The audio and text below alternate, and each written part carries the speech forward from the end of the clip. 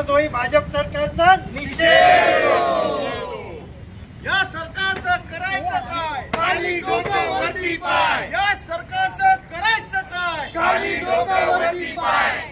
तरुणांना न्याय मिळालाच पाहिजे, बेरोजगारांना न्याय मिळालाच पाहिजे, महिलांना न्याय मिळालाच पाहिजे। अरे या सरकारचं करायचं काय? खाली डोक्यावरती पाय। शिंदे सरकार मुर्दाबाद, मुर्दाबाद मुर्दाबाद शिंदे सरकार मुर्दाबाद, मुर्दाबाद मुर्दाबाद शिंदे सरकार मुर्दाबाद। मुर्दाबाद मुर्दाबाद। बेरोजगारांना न्याय मिळालाच पाहिजे, तरुणांना न्याय मिळालाच पाहिजे, महिलांना न्याय मिळालाच पाहिजे।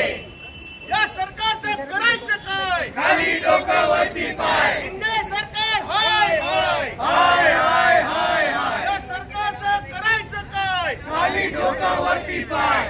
पापाने वॉर रुकवा दी, पापाने वॉर रुकवा दी असं सगळं जाहिरात झाला, पण या पापाला, या भक्तांच्या सो कॉल्ड पापाला पेपर लीक कुठेही थांबवता नाही आली। हे सर्वात मोदी सरकारचं फेल्युअर आहे। फडणवीस सरकार मुर्दाबाद, मुर्दाबाद मुर्दाबाद। फडणवीस सरकार मुर्दाबाद। मागे जो चिखलफेक प्रतिकात्मक पद्धतीने आम्ही या महाराष्ट्राच्या महायुती सरकारवरती केली आहे, त्याचं कारण, सर्वात मूळ कारण हे समजून घेतलं पाहिजे की आज संपूर्ण देशभरामध्ये, महाराष्ट्रामध्ये बेरोजगारीचा दर हा विक्रमी दर वाढत चाललेला आहे।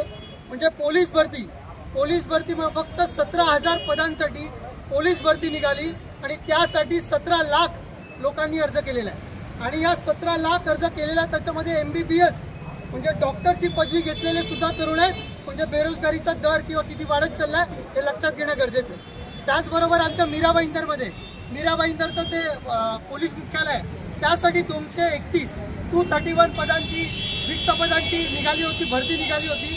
त्यासाठी सुद्धा 8,500, उसके लिए भी 8,500 लोगों ने अर्ज किया है। मतलब 231 वैकेंसी थी, उसके लिए 8,500 लोगों ने अर्ज किया है। तो मतलब बेरोजगारी का वास्तव इतना बड़ा है।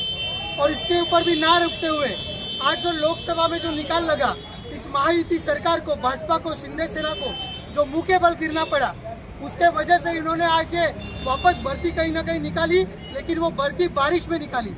आज के समय में सुभाष चंद्र बोस जो हमारा मैदान है भाईंदर वेस्ट में, वहाँ पे पूरी तरीके से कीचड़ हो चुका है। पूरे महाराष्ट्र से तरुण आए हैं, बेरोजगार तरुण वहाँ पे आए हैं, और वहाँ पे कहीं भी कोई भी सुविधा नहीं है। जर तिकडे एखादा तरुण धावता धावता त्या चिखलामध्ये पडला आणि त्याच्यानंतर तो काही अपंगत्व त्याच्याकडे आलं किंवा कोणती इजा त्याला झाली, तर त्याची जबाबदारी सुद्धा सरकार घेणार नाहीये। सो थोडक्यात या सरकारला फक्त आपली सीट वाचवायची आहे, आपली सत्ता वाचवायची आहे, मात्र तरुणांची काही पडलेली नाहीये।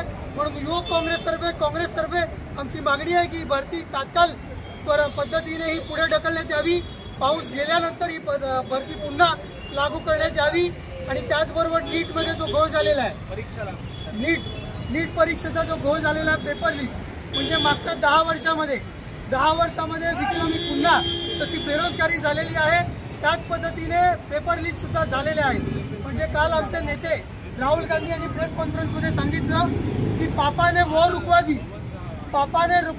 दी असं सगळं जाहिरात झाला, पण या पापाला, या भक्तांच्या सो कॉल्ड पापाला पेपर लीक कुठेही थांबवता नाही आली। हे सर्वात मोदी सरकारचं फेल्युअर आहे।